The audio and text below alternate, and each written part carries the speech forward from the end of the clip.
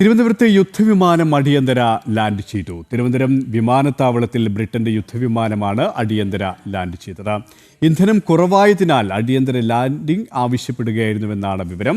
ഇന്ന് രാത്രി 9:30 വിമാനം അടിയന്തരമായി ഇറക്കിയത്. വിശദാംശങ്ങളുമായി ശാലിനി ചേരുകയാണ്. ശാലിനി, ഇന്നലെ രാത്രി 9:30 അടിയന്തര ലാൻഡിംഗ് നടത്തിയത്. ഏത് സാഹചര്യത്തിലാണ് ഈ ഒരു ലാൻഡിംഗ് അടിയന്തരമായി വേണ്ടിവന്നതെന്നാണ് നമുക്ക് ലഭ്യമാകുന്ന വിശദാംശങ്ങൾ?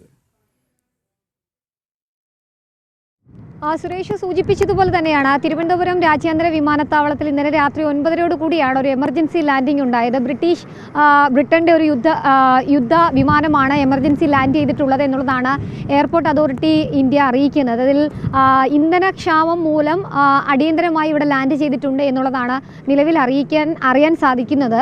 പ്രത്യേകിച്ച് ബ്രിട്ടന്റെ യുദ്ധക്കപ്പലിൽ നിന്നും പറന്നുയർന്ന ഒരു യുദ്ധ വിമാനമാണ്.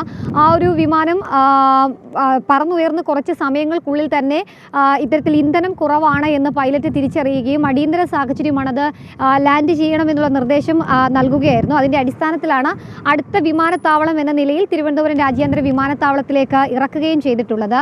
നിലവിൽ ഇന്ധനം നിറയ്ക്കുന്ന അടക്കമുള്ള നടപടികൾ പൂർത്തിയാക്കണമെങ്കിൽ അത് കേന്ദ്ര ആഭ്യന്തര മന്ത്രാലയം, പ്രതിരോധ വകുപ്പ് അടക്കമുള്ളവർ അറിയണം. ഒപ്പം തന്നെ സേനയുടെ പ്രത്യേക നിർദ്ദേശം, അറിയിപ്പടക്കമുണ്ടെങ്കിൽ മാത്രമേ അത്തരത്തിലുള്ള നടപടികളിലേക്ക് കടക്കാൻ സാധിക്കുകയുള്ളൂ എന്നുള്ളതാണ് നമ്മൾ മനസ്സിലാക്കുന്നത്. എന്തായാലും വിമാനവാഹിനി കപ്പലിൽ നിന്ന് പറന്നുയർന്ന വിമാനമാണ് ഇപ്പോൾ തിരുവനന്തപുരം രാജ്യാന്തര വിമാനത്താവളത്തിൽ ലാൻഡ് ചെയ്തിട്ടുള്ളത്. ഇന്ധനം നിറയ്ക്കുന്ന അടക്കമുള്ള നടപടികൾ മറ്റ് വ്യോമ കരസേന അധികൃതരുമായി ആലോചിച്ച് അവർ സ്ഥലത്തെത്തി സ്ഥിതിഗതികൾ വിലയിരുത്തിയ ശേഷം മാത്രമേ ഉണ്ടാകൂ എന്നുള്ളതാണ് അറിയാൻ സാധിക്കുന്നത്. 9:30 രാത്രി 9:30 അടിയന്തര ലാൻഡിംഗ് നടത്തിയത്. ഇപ്പോൾ കേന്ദ്ര വ്യോമയാന മന്ത്രാലയത്തിന്റെ അടക്കം നിർദ്ദേശങ്ങൾ പാലിച്ച് മാത്രം ഇന്ധനം നിറച്ച ശേഷമേ വിമാനം മടങ്ങൂ, അല്ലേ?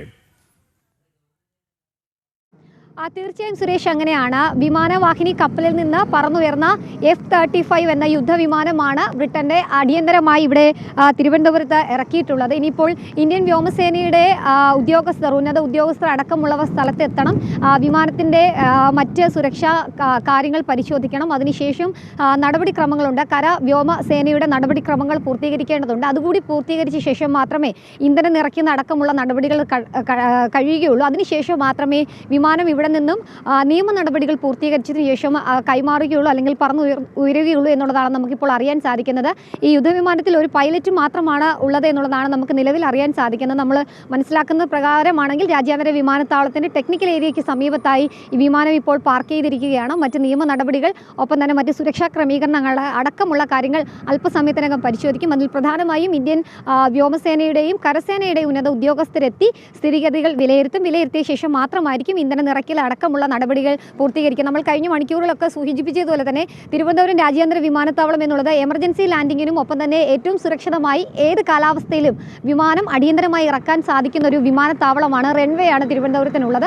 സ്വാഭാവികമായും നിരവധി അടിയന്തര ലാൻഡിംഗ് തിരുവനന്തപുരത്ത് നടക്കാറുണ്ട്. അതിൻ്റെയൊക്കെ ഒരു തുടർച്ച എന്നോണമാണ് തിരുവനന്തപുരത്തിന് സമീപത്ത് ഏകദേശം കുറച്ച് ദൂരങ്ങൾ മാത്രമായി അതിർത്തിക്ക് സമീപത്ത് നിന്ന് പറന്നുയർന്ന വിമാനവാഹിനി കപ്പലിൽ നിന്ന് പറന്നുയർന്ന യുദ്ധവിമാനമാണ് ഇത്തരത്തിൽ അടിയന്തര സാഹചര്യത്തിൽ തിരുവനന്തപുരം രാജ്യാന്തര വിമാനത്താവളത്തിൽ ഇറക്കിയിട്ടുള്ളത്. എന്തായാലും നടപടികൾ വിമാനത്താവളത്തിനുള്ളിൽ പുരോഗമിക്കുകയാണ്. എന്തായാലും ഇന്ന് വൈകിട്ടോടുകൂടി തന്നെ നിയമ നടപടികളും മറ്റേ പരിശോധനയും സുരക്ഷാ പരിശോധനകളും പൂർത്തിയാക്കി ഇന്ത്യൻ സേനയുടെ അടക്കം നിർദ്ദേശത്തിന്റെ അടിസ്ഥാനത്തിൽ, പ്രതിരോധ വകുപ്പിന്റെ നിർദ്ദേശത്തിന്റെ അടിസ്ഥാനത്തിലും പറന്നുയരും എന്നുള്ളതാണ് നമ്മൾ പ്രതീക്ഷിക്കുകയും ചെയ്യുന്നത്.